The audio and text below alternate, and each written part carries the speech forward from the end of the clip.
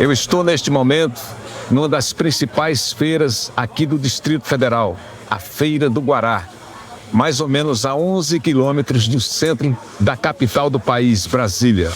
O que essa feira tem em comum com tantas outras feiras pelo país afora? De São Paulo a Rio de Janeiro, de Recife a Belém do Pará, até mesmo ao interior mais profundo do país, são bancas como essa da Dona Marli, a Segredo do Campo, cuja especialidade são os temperos, as especiarias. Desde pequeno eu sou um grande frequentador de feiras. Esse tipo de banca sempre me chamou a atenção pela profusão de aroma que sai daqui e depois transforma o sabor da comida que a gente consome. E esse tipo de banca sempre foi parada obrigatória, por exemplo, para minha mãe, uma grande cozinheira, na verdade, a melhor cozinheira do mundo, cujos ancestrais foram aqueles navegantes, aqueles desbravadores que trouxeram essas especiarias para o Brasil. Quantos capitães, quantos marinheiros, quantos degradados nas galés daquelas caravelas do passado não deram suas vidas para que tudo isso chegasse até nós, para que houvesse esse encontro de culturas. O que eles traziam nos porões dos navios que era tão precioso? A pimenta do reino, a piper negro, natural da Ásia, introduzida no Ocidente por mercadores muçulmanos, é usada desde tempos imemoriais. Conta-se que Alarico I, o rei visigodo, exigiu de Roma, no ano de 410 da nossa era, um resgate de ouro, prata e o que mais? Pimenta. Os portugueses pagavam por um quintal de pimenta, o equivalente a 60 quilos, 52 gramas de ouro no século XVI. O cravo da Índia vinha das Ilhas Molucas, um arquipélago da Indonésia e da Nova Guiné. Na China, para ser recebido pelo imperador, era preciso mascar cravo da Índia, usado como um antisséptico bucal, uma espécie de pasta de dentes para tirar o mau hálito. E a canela em pau? Essa vinha do distante Sri Lanka, na Ásia Meridional. E esse nome canela foi dado pelos portugueses justamente para significar, vem de cano, tubo, dessa forma. Já o gengibre vinha da ilha de Java, da China, da Índia e foi levada para a Europa pelos cruzados. O açafrão vem da Índia e da Indonésia e era utilizada pelos antigos também como remédio, conhecido também como cúrcuma, palavra que vem do sânscrito curcuma e do árabe curcume, e também do hebraico carcom. A origem do cominho se perde no tempo, no Egito. Ele era usado pelos celtas antigos, passando pelos romanos e chegando aos árabes. Este é o anis estrelado, também chamado de fuxo da China ou anis da China, embora sua origem talvez esteja no Vietnã, e é usado também para fins medicinais. A noz moscada é usada desde os tempos dos antigos romanos, mas é natural das pequenas ilhas Banda, nas Molucas, Indonésia. Mas atenção, é para ser usada com moderação. É uma das mais valorizadas especiarias da Idade Média, vendida naquela época a preços exorbitantes. Atrás dela, os portugueses se aventuraram em mares nunca antes navegados.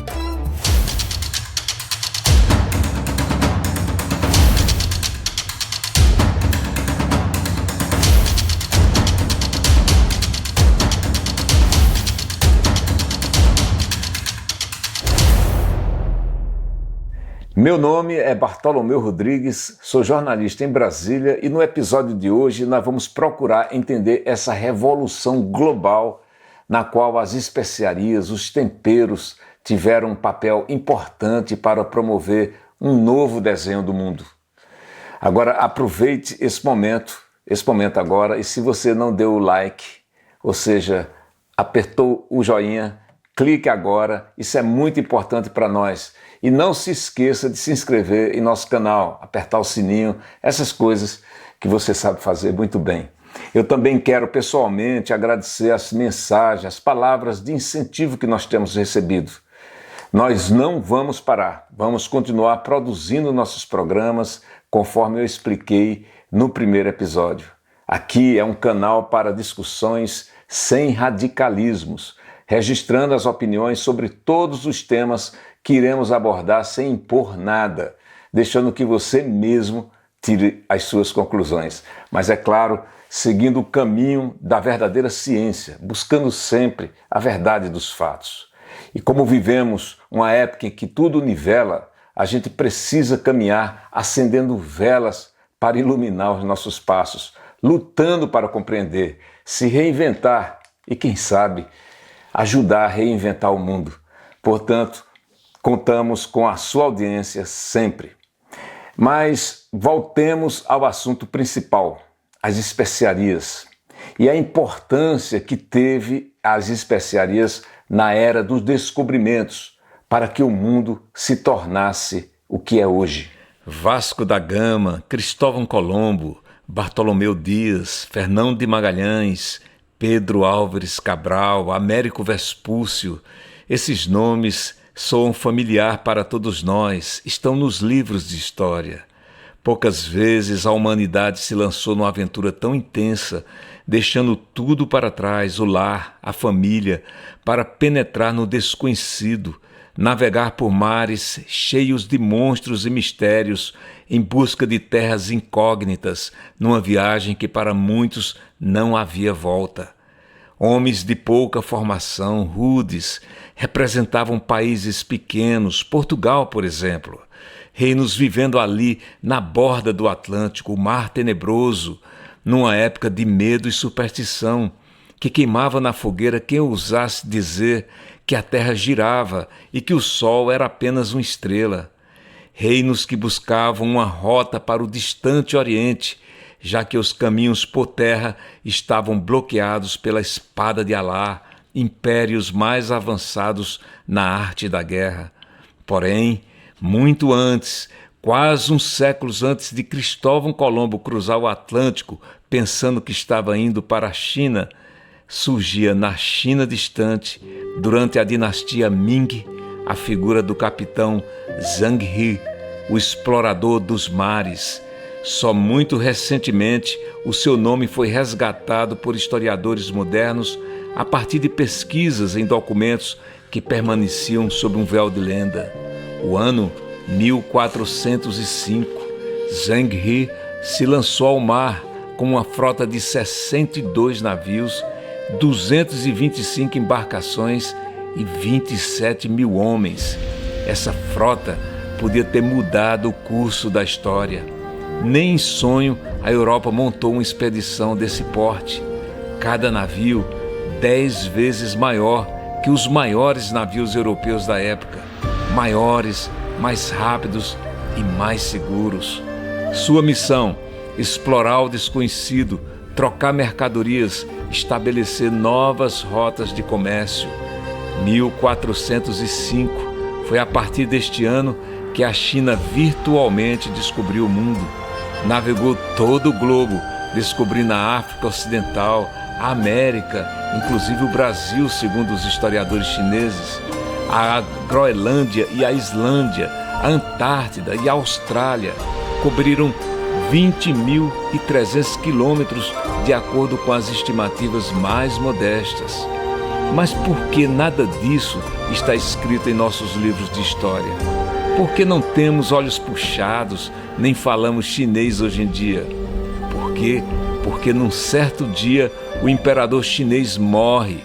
Entra em cena um clã de pessoas letradas, filósofos inspirados em Confúcio, mais preocupados em como administrar um império tão vasto, em dar prioridade à burocracia do governo e não ficar cuidando de terras distantes, inexploradas. Em 1443, a China resolve virar as costas para o mar. Não se pode mais viajar. Todos os arquivos referentes às viagens são queimados. Zhang He é exilado e cai no esquecimento. É aqui que a história se move de forma misteriosa, sem obedecer a nenhuma lógica. Os descobrimentos estavam reservados a um povo mal equipado, pequeno, onde a pobreza e a fome eram atribulações corriqueiras, de poucos recursos, mas, surpreendentemente, um povo aventureiro que nada tinha a perder. Bem-vindo, Portugal! O que havia de tão especial com os capitães, os marinheiros portugueses, espanhóis, os genoveses, que se atiravam ao mar com um espírito de aventura tão destemido? Os historiadores de hoje, analisando os documentos, os diários de bordo e os relatos deixados pelos exploradores, não escondem a perplexidade diante do sucesso que eles alcançavam.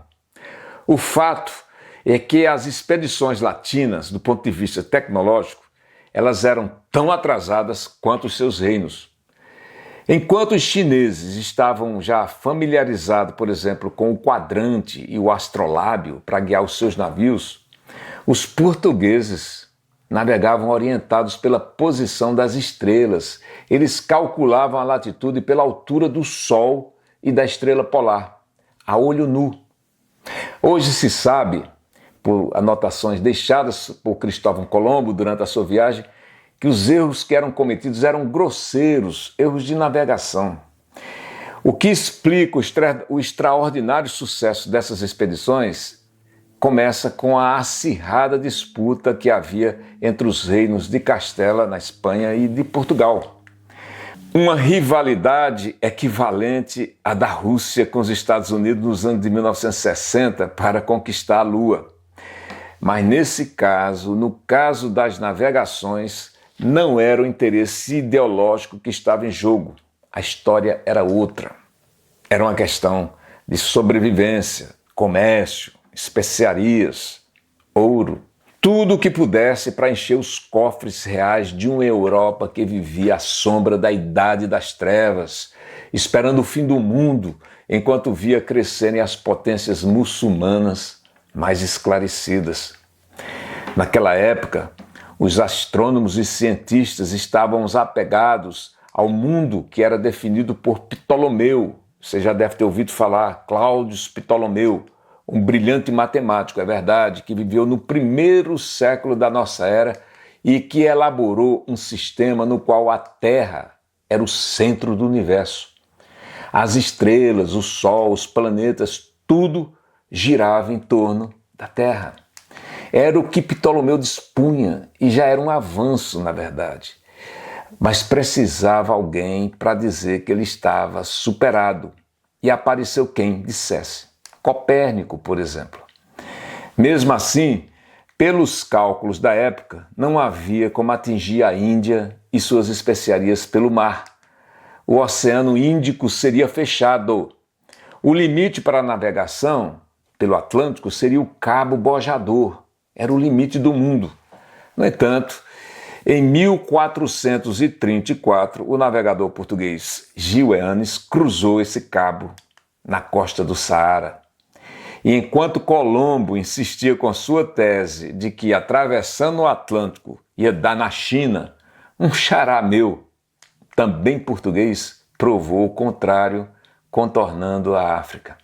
Bartolomeu Dias aparece na história como um navegador audacioso que saiu da condição de simples escudeiro da Casa Real. Mas olhando bem para trás, ele foi muito mais do que isso. Na carteira da escola, eu lembro bem disso, eu vejo a imagem dele enfrentando as ondas do Cabo das Tormentas e por trás das nuvens vejo o gigante Adamastor, o guardião, personagem dos Lusíadas, que tendo perdido o amor de uma ninfa, um amor não correspondido, ficava soprando o mar e criando as ondas gigantes. Pode-se dizer que Bartolomeu Dias foi a peça fundamental para domesticar o Oceano Atlântico, o Mar Pavoroso, como era conhecido na época. Ele provou que o continente africano tinha fim e que era possível contorná-lo para se chegar às terras das especiarias. Ele fez do Atlântico um caminho, não uma barreira. Sua viagem até o Cabo, na província ocidental de onde hoje é a África do Sul, é digna de entrar nos anais das maiores epopeias da humanidade. Não há superprodução de filmes de Hollywood que se compare ao que ele enfrentou a bordo de duas caravelas pequenas que zarparam de Lisboa em 1487. Tempestades terríveis, águas geladíssimas, mar bravio, lutas com nativos e motins, tudo isso Bartolomeu Dias enfrentou. Segundo o relato da expedição feito por João de Barros, Foram tantos os horrores que em certo momento seus capitães o fizeram assinar um documento jurando não seguir adiante. Isso, claro, depois de terem cruzado o cabo, dando graças a Deus por estarem vivos. Mas antes eles ergueram um padrão, uma coluna de pedra para marcar o território. Conta João de Barros que Bartolomeu Dias caiu em prantos na viagem de volta, chorando, abre aspas, com tanta mágoa e comoção como se despedisse de um filho condenado ao exílio perpétuo, recordando com quanto perigo para a sua própria pessoa e para todos os seus homens tinham percorrido uma tão grande distância com aquele único objetivo, para depois Deus não lhe permitir alcançar a sua meta. Fecha aspas. Bartolomeu Dias morreu em maio de 1500, depois de passar pelo Brasil na expedição de Pedro Álvares Cabral. Morreu a caminho das Índias. Sua caravela, um pequeno barco igual a essa réplica que está no museu na cidade do Cabo, uma caravela como essa naufragou justamente no Cabo, a essa altura rebatizado pela coroa portuguesa como Cabo da Boa Esperança. Ironicamente, cumpriam-se as profecias do gigante Adamastor de que esse cabo estava fadado a ser sepultura de navios carregados de riquezas e ilusões. Bem, quanto à façanha de Vasco da Gama até a Índia, ela não fica nem um pouco atrás. Como eu disse antes, havia uma motivação, uma obsessão que chegava à beira do delírio entre os portugueses.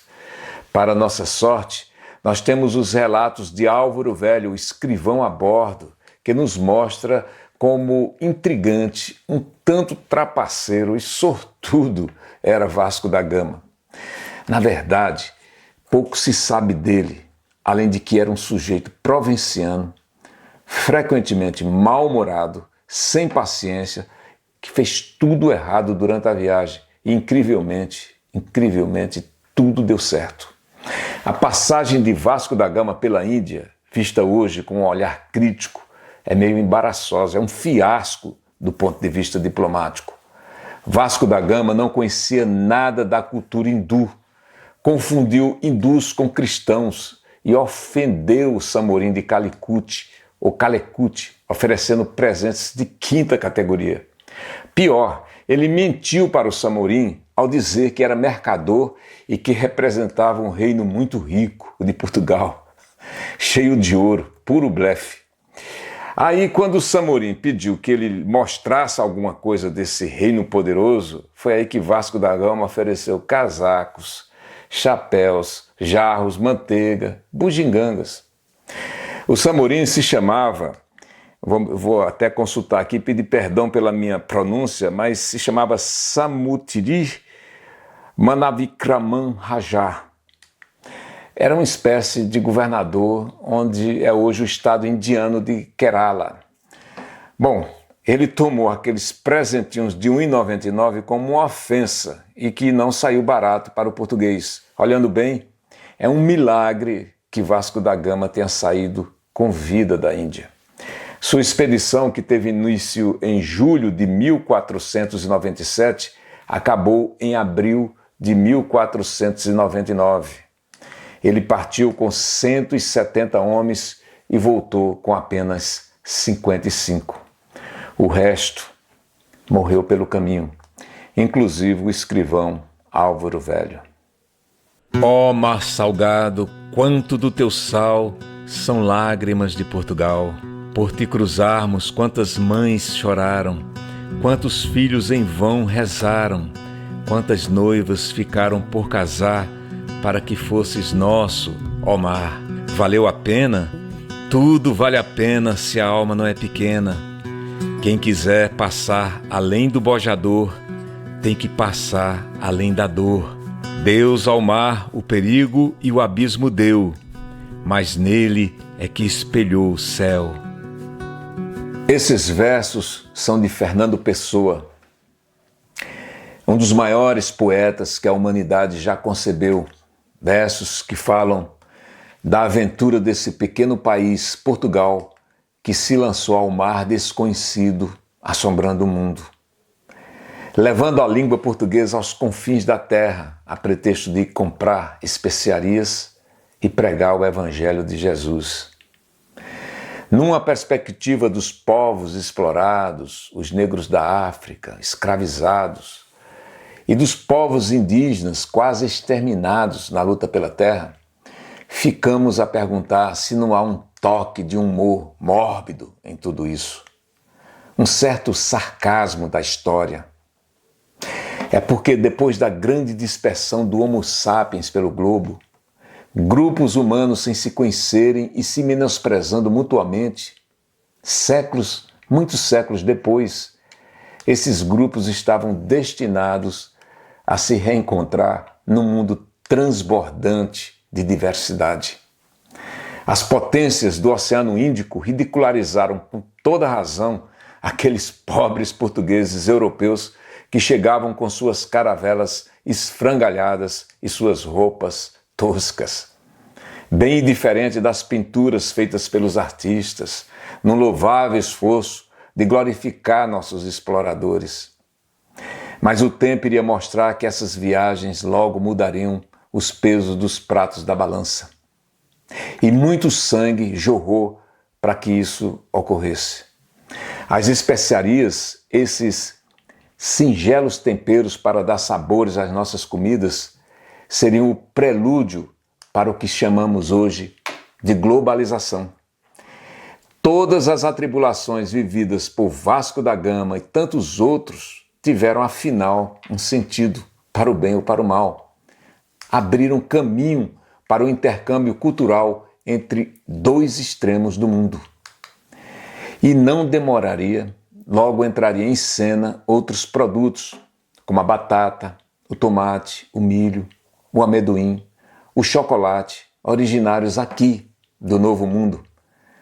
Começava a aventura do comércio global, permitindo também entrar em cena a brasileiríssima mandioca, que os portugueses, quando viram pela primeira vez cozinhar nas panelas dos indígenas, os portugueses equivocadamente pensaram que era inhame e nem chegaram a provar. Mas isso é outra história. Sua opinião é muito importante. Dê um like dizendo que gostou do programa e se inscreva em nosso canal.